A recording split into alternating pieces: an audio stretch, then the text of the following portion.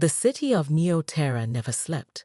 It glowed all night with giant neon signs, flying cars, and loud digital billboards that spoke in many languages. People moved fast, machines beeped, and drones floated above, scanning everything.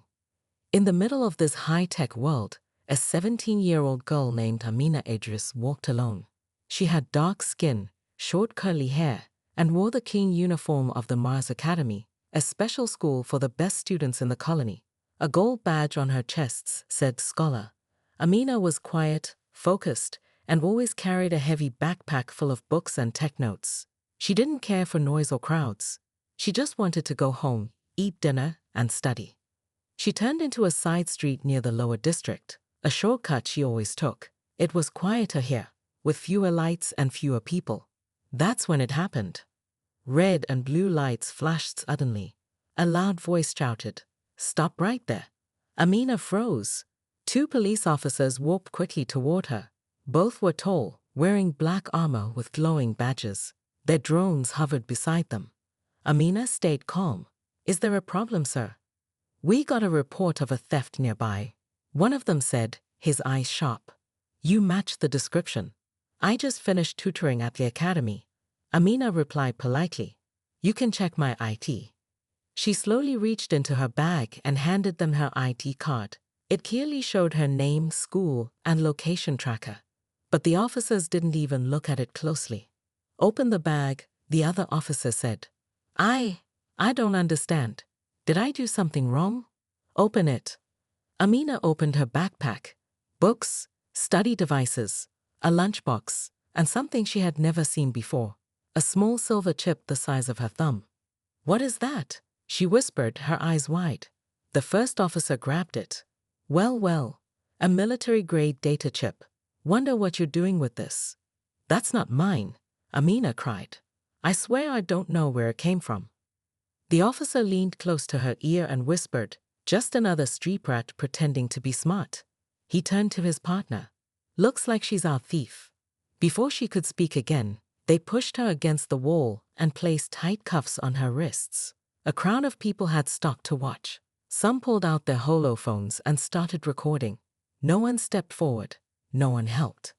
Amina's eyes filled with tears, but she didn't cry. She just looked up at the officers and said calmly, "You're making a big mistake." They laughed.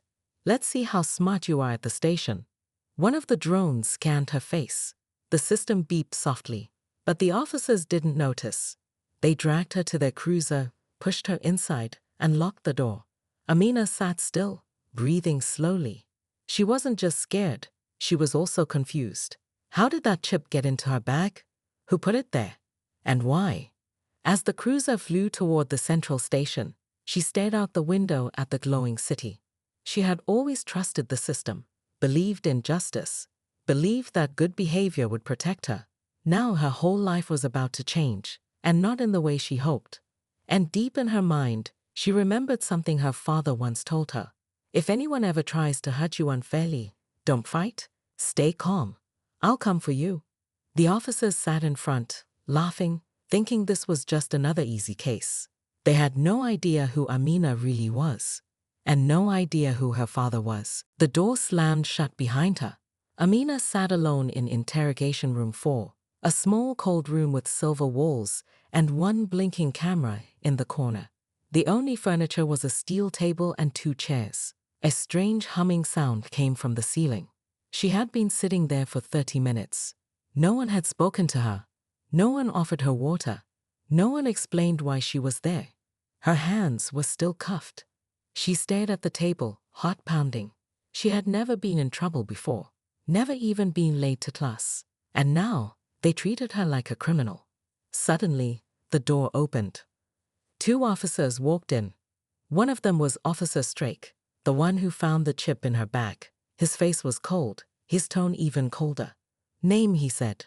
"Amina Idris." He sat down across from her. "Do you know what this is?" He placed the silver chip on the table. "I told you already. I don't know how it got into my bag," she said softly. "Right," he said, smirking. "You were just walking home from school and poof, a military chip landed in your books." "I didn't steal anything," she said again. The second officer walked around her slowly, as if looking for cracks in her story. You kids think you're clever. A poor girl gets a scholarship, wants more power, more status. So you take shortcuts. Dangerous shortcuts. I earned my scholarship, Amina said firmly. Strake leaned forward. That chip contains government-level code. It was reported missing this morning from the cyber defense lab downtown. I've never even been to that part of the city. Yet here it is, in your bag. Amina's throat felt dry. She looked at the camera in the corner. She wasn't sure who was watching, or if anyone cared. Suddenly, a voice crackled through the officer's radios. Unit 7, report to holding. Chiefs en route. Strake paused. Chief. The other officer raised an eyebrow. Why would the chief come down for this case? Strake shrugged. Maybe the mayor's pressuring him. He turned back to Amina. You're not walking out of here without answers. You better tell us the truth now. Amina stayed quiet. She remembered her father's words again. Never explain yourself to people who already decided you're guilty. Another 10 minutes passed. The officers stepped outside to take a call. Amina sat quietly. Then, the entire building changed. Alarms stopped. Lights turned red. A screen outside the room displayed a new message. Priority visitor. Chief Idris. Level 9 clearance. Footsteps approached. The door flew open. And standing there was a tall man in a sharp black uniform with silver stars on his shoulder. Chief Commander Malik Idris. His boots echoed against the steel floor. Behind him were 2 bodyguards and a robotic assistant drone. Strake's face turned pale. Chief? He stammered. Tell you we didn't know. Chief Idris raised a hand. His voice was deep, calm, and powerful. You cuffed my daughter. Strake opened his mouth to explain, but the chief didn't let him. Where is the surveillance footage from the arrest? Strake hesitated. It's not uploaded yet. Why not? There was a glitch. The drone didn't capture audio. Convenient, Chief Idris said sharply. He stepped into the room. Amina stood up slowly. Dad, she whispered. He walked over, gently removed the cuffs, and looked into her eyes. I'm here now. Then he turned back to the officers. From this moment forward, he said, this investigation belongs to internal affairs. And if I find out this chip was planted, he paused, eyes burning. You both will need lawyers. Strake tried to speak again. Sir, we thought she was. You thought wrong.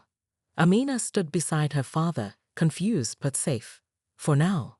But she knew one thing, this wasn't over. Someone had set her up.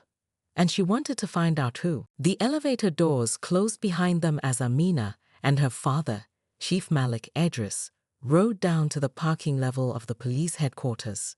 Amina leaned against the wall, her mind still spinning. Dad, someone really put that chip in my bag. I swear I don't know how. Chief Idris nodded. I believe you, Amina.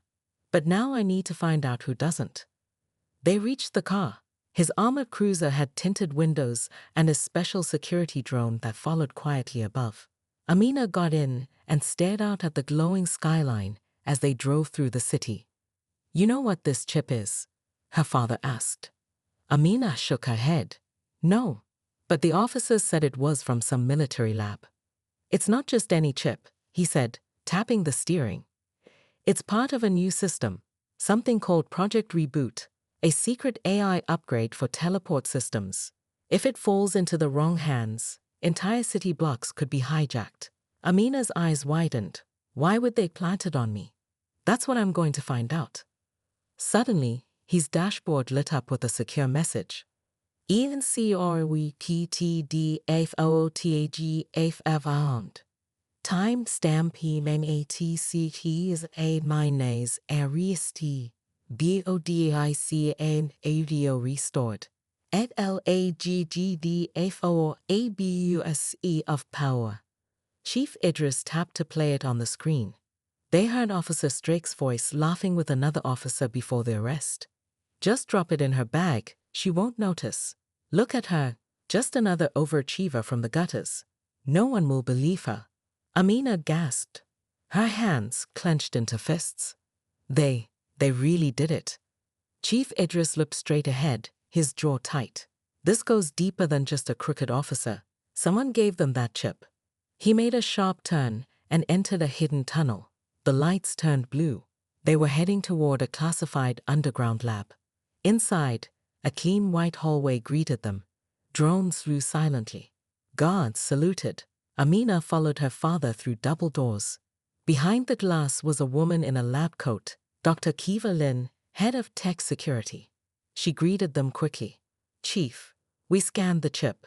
It's real, but the data's been tampered with. Someone altered it to make it traceable. To your daughter."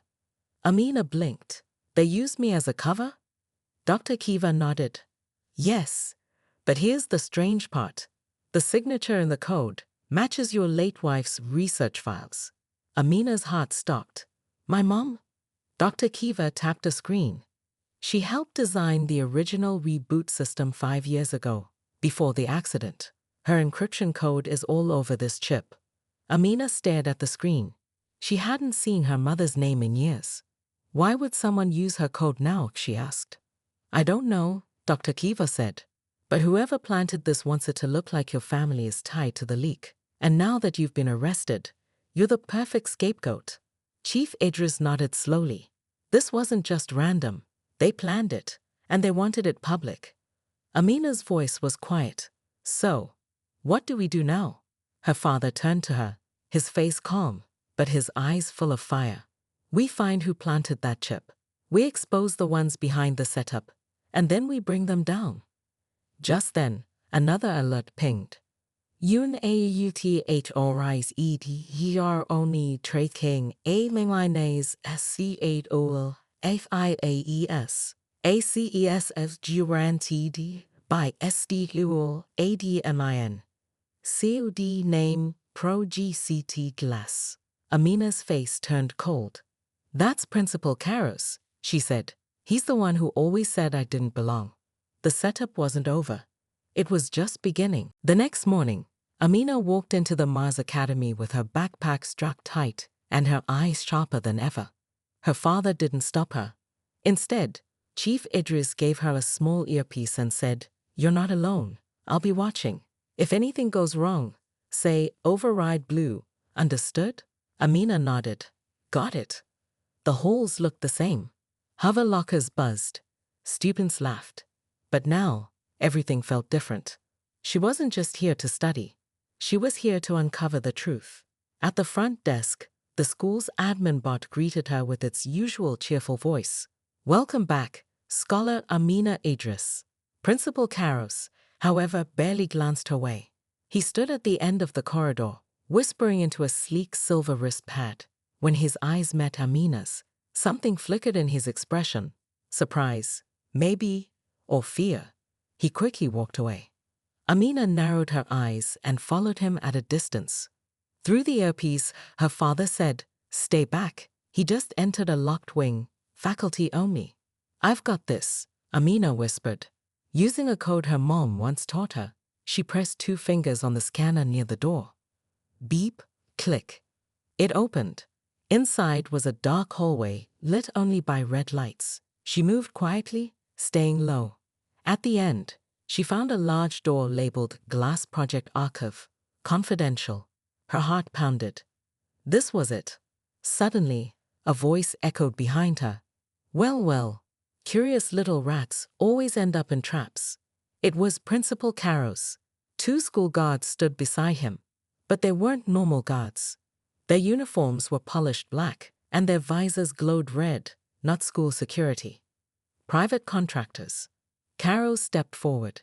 "You should have stayed home after your arrest. But no, you had to come back." "You planted the chip," Amina said. Her voice didn't shake. "You tried to destroy my name." Karos laughed. "Not just yours. Your whole family. Your father's gotten in the way too many times. Sooner or later, the cheek had to fall." He raised the small controller. "I warned the board about students like you. Too smart, too proud. You were never meant to make it this far." Behind Amina, the guards moved in. But suddenly, glass shattered. A black drone smashed through the ceiling and dropped a smoke canister. Within seconds, the room filled with fog and flashing blue lights. A loudspeaker blared. "This is Chief Malik Idris. You're under arrest for conspiracy, data tampering, and illegal surveillance of minors." Carros tried to run, but before he could reach the exit, zap! A stun beam hit him in the leg. He dropped to the floor, groaning. The guards raised their weapons, but the drone fired again, neutralizing them in seconds. From the smoke, Chief Idris stepped out wearing his full battle uniform. His badge glowed. He looked at Carros. "You really thought you'd get away with framing my daughter?" Carros growled. "You'll never stop Project Glass. It's already started." Chief Idris turned to Amina. "Check the files." She rushed to the main terminal. Using her mother's encryption codes, she unlocked the hidden drive. Inside were hundreds of student files, grades, personal histories, medical data, and something else. "Dad," she whispered. They were building a ranking system, predicting who would rise and who would fail, and sabotaging the ones they didn't want in power. Her father nodded grimly. They called it Glass because they thought no one would notice, just clear enough to look real, but designed to break you. Amina stared at the screen. Her name was listed under "Two Independent, Future Threat." She looked up at her father. "They tried to erase me. But you're still standing," he said, proud. And the whole world was about to know. Amina sat in the school's media lab, hands moving fast across the control desk. The files were ready. The evidence was real. Across from her, her father, Chief Malik Idris, stood guard by the door, keeping an eye on the captured principal Carros, who was now locked in a security booth with his wrists tied behind him. Outside, the sky was dark, the colony lights glowing like stars below. But inside, everything was about to change. "This is it," Amina whispered. "We go live in 30 seconds. Chief Idris nodded. "The moment you hit send, everyone will know the truth." But just as Amina reached for the console, her screen blinked red. "Incoming signal JM. UNAUTAORICEAAIBLOCK A robotic voice echoed in the room. "This information is restricted. Powering down broadcast now." Suddenly, the lab lights flickered. The screen went dark. "Dad!" Amina shouted. Chief Idris rushed to her side. "Backup plan. We used the rooftop array. Grab the drive." Amina pulled the tiny data chip from the console and stuffed it in her pocket. They ran up the metal stairs as emergency lights blinked behind them. From below, security drones flew up. Carros had activated a hidden signal before being caught. 3 black drones hovered outside the rooftop doors, weapons locking on. Chief Idris turned. "I'll hold them off. You get to the tower." "But..." "Go, you're the story now." Amina burst through the doors onto the rooftop. Wind blew through her hair. The rooftop was high above the city. In the center stood a small broadcast antenna with a blinking port. She ran toward it, but another drone swooped down in front of her. Just before it could fire, crack! A shot rang out from below. The drone sparked and crashed. Her father was still fighting. Amina reached the antenna, slid the drive in, and hit UPLOAD. TNT. On screens across the city, the feed appeared. Every citizen, every screen in every district lit up. Footage of Carros planting the chip. Hidden files showing student rankings. The school guards taking bribes. Amina's voice filled the city. "My name is Amina Idris. I am 17 years old, and I was framed because I refused to stay silent." She stared into the rooftop camera. "They called me a street brat, a fake, a threat, but all I ever did was work hard and dream. If this happened to me, it can happen to anyone. We deserve better." As the broadcast continued, a wave of messages flooded the city.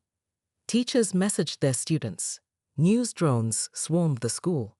Parents marched to the academy gates. And inside the school, the police chief's badge glowed under the stormlights as Chief Idris stepped onto the rooftop beside his daughter. He placed a hand on her shoulder. "You did it." Amina looked at him, her voice steady. "No, Dad, we did it." By morning, The city of Neo-Sears was no longer the same. The viral broadcast from Amina had shaken the system. Every major news outlet replayed her words. Every citizen was talking. Students at other schools started sharing their own stories of mistreatment. Outside Mars Academy, a huge crowd gathered. Parents, students, reporters, and off-duty officers. They all wanted answers. Inside, Caros sat in handcuffs silent. His fake confidence was gone. The Mars governor arrived by shuttle, escorted by the Planetary Investigation Unit. He ordered a full audit of the school and its leadership. From today, he said to the cameras, no student will ever be silenced again. Amina stood beside her father, wearing the same clothes from the night before. She hadn't slept, but she looked stronger than ever. The governor turned to her. Young lady, you've exposed one of the deepest cover-ups on this planet. You could have run. Instead, you spoke the truth. Reporters swarmed her, shouting questions. What made you do it? Were you afraid? Are you a hacker? Amina smiled softly. I'm just a girl who studies hard, who got tired of pretending I didn't see what was wrong. A few students from her class stepped forward. Those who had once laughed at her, doubted her, ignored her. We were wrong about you. One boy said, I'm sorry. I'm not looking for praise, she replied. Just change. The governor nodded. Then let's make sure it happens. By afternoon, Caros and the corrupt guards were removed from the school in armored transports. The stolen scholarships were restored. Amina's record was cleared, officially. Her name now stood at the top of the academic list. But that wasn't the end. That evening, Amina and her father stood together as the city installed a new educational council. Chief Idris was asked to lead the board to protect students from future abuse. And Amina. She was offered a full ride to the Earth-Mars Institute of Technology, one of the best science academies in the galaxy. She turned it down. For now, she said, I want to stay right here, help other students rise. I don't want to be the only one. As the sun set over Neo-Sears, lights danced across the sky, from a quiet, shy girl walking home, to a symbol of justice. She didn't have powers. She didn't need a cape, just courage and the truth.